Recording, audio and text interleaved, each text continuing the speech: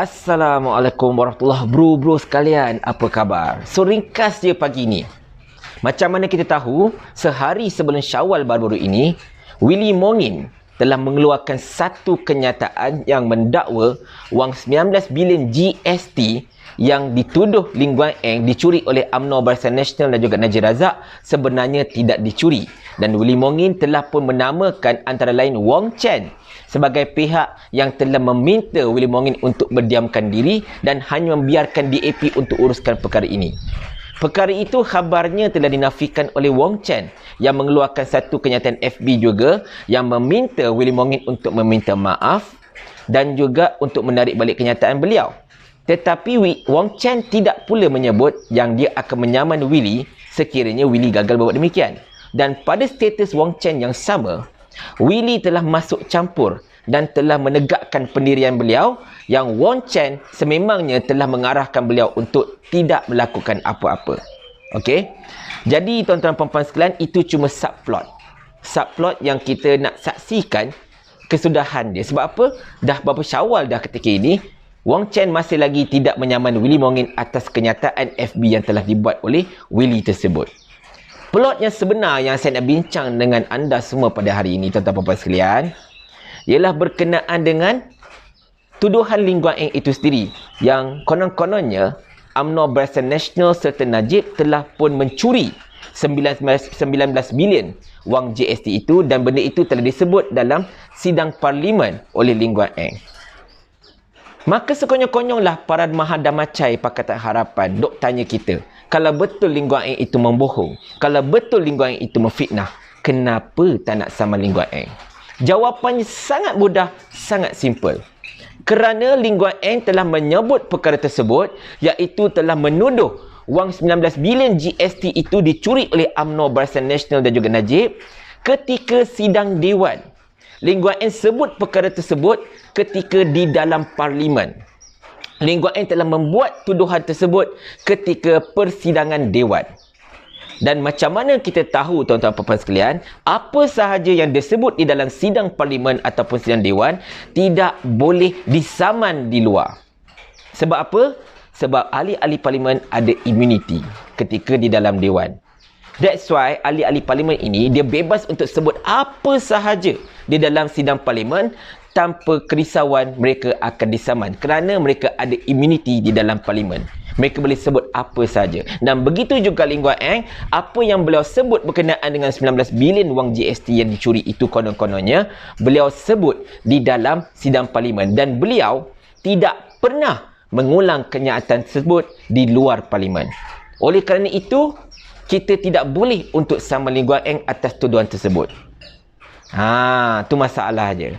Namun baru-baru ini tuan-tuan puan-puan sekalian, Ketua Penerangan UMNO iaitu Syahril Hamdan, mantan calon Parlimen Kuala Langat, yang kalah pada JV Jayakumar, dia telah mencadangkan kepada MP-MP UMNO agar membawa satu usul tergempar ketika persidangan Dewan Julai ini untuk membolehkan Lee Guan Eng dikenakan tindakan tata tertib oleh Parlimen kerana telah membuat satu kenyataan bohong di dalam Dewan. Itu sahaja yang mampu lakukan. Kita minta supaya ada usul untuk membolehkan Lee Guan Eng dikenakan tindakan tata tertib kerana telah membawa satu kenyataan bohong di dalam Dewan. Itu sahaja yang boleh dibuat. Itu sahaja yang mampu. Sebab apa? Kita nak saman tak boleh. Lee Guan Eng sampai kini dah sementara jadi Menteri Kewayangan, sampailah jadi mantan Menteri Kewayangan yang masih lagi tak salah titik perpuluhan. Dia masih lagi tidak mengulang kenyataan wang GST 19 bilion itu dicuri oleh UMNO Barisan Nasional dan juga Najib di luar Dewan. Jadi kita nak tanya juga tuan-tuan puan-puan sekalian, jikalau betul lah Lee Guan Eng ini yakin dengan dakwaan beliau, kenapa beliau tak berani untuk menyebut perkara itu di luar Dewan? Kita perasan kan, setiap kali persidangan Dewan, bila ada satu MP itu berucap something and kemudian MP-MP lawan dia kata, saya cabar sebut benda di luar Dewan, saya cabar sebut benda di luar Dewan. Sebab kalau sebut dalam Dewan, dia orang tak boleh saman. Kalau sebut luar Dewan, salah cakap sikit, kita boleh saman. Tu kisahnya. Jadi kita nak tanya juga Lee Guan Eng sekali lagi, kenapa dia tak nak sebut perkara itu di luar Dewan? Okey. Dan kita nak tanya lagi beberapa soalan kepada Lee Guan Eng. Yang pertamanya, sekiranya wang GST itu benar-benar tidak dicuri, kan? Seperti mana yang didakwa oleh Lee Guan Eng, semua ini fitnah belaka. Jadi buat apa Lee Guan Eng mengambil duit Petronas untuk konon-kononnya cover duit GST dicuri tersebut? Sebab macam mana kita tahu, Lee Guan Eng telah menjustifikasikan penjarahan wang Petronas konon-kononnya untuk cover balik duit GST yang telah dicuri tadi itu. Okey. And then kemudian, sekiranya kalaulah duit GST itu 19 bilion itu tidak dicuri, tetapi tidak ada 19 bilion itu di dalam perbendaharaan kerajaan, di mana duit itu hilang dan sebagainya, menyebabkan Lee Guan Eng terpaksa mengambil duit Petronas. Okey? Jawab soalan kita ialah, ke mana pergi duit tersebut? 19 bilion itu tak dicuri, tetapi tak ada dalam perbendaharaan kerajaan Pakatan Harapan ketika itu. Soalan kita, mana duit itu hilang? Itu kisahnya. In the end of the day, semua benda itu kita wajib tanya pada Lee Guan Eng dan Lee Guan Eng wajib jawab. Jangan ingat bila dia dah jadi mantan, dia terlepas daripada menjawab soalan-soalan kita. Dan hari ini pun kita didedahkan dengan satu perkembangan mengejutkan.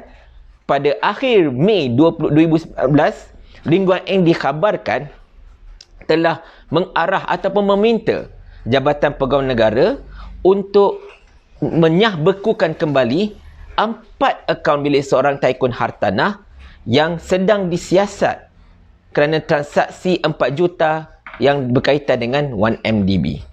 Itu pun satu benda yang sangat-sangat luar biasa juga. Satu pendedahan yang begitu dahsyat sebenarnya dan wajib dinafikan oleh Lee Guan Eng sekiranya tidak betul. Tetapi jikalau benarlah dakwaan ini, kita minta agar SPRM menyiasat Lee Guan Eng habis-habisan dan juga siasat sekali Tommy Thomas kerana dia telah mengikut permintaan Lee Guan Eng itu dalam masa 2 minggu sahaja. Habis 4 akaun dinyahbekukan, tuan-tuan puan-puan sekalian. Dan pendedahan ini anda boleh baca dalam posting saya yang sebelum ini, okey? Jadi apa-apa pun, banyak persoalan yang perlu dijawab oleh Lee Guan Eng, banyak persoalan yang perlu diuraikan oleh Lee Guan Eng, tetapi setakat ini bolehlah kita katakan Lee Guan Eng adalah menteri yang paling penipu dalam sejarah Malaysia. Okey? Assalamualaikum warahmatullahi wabarakatuh. Minta maaf atas segala salah dan silap. Jumpa lagi.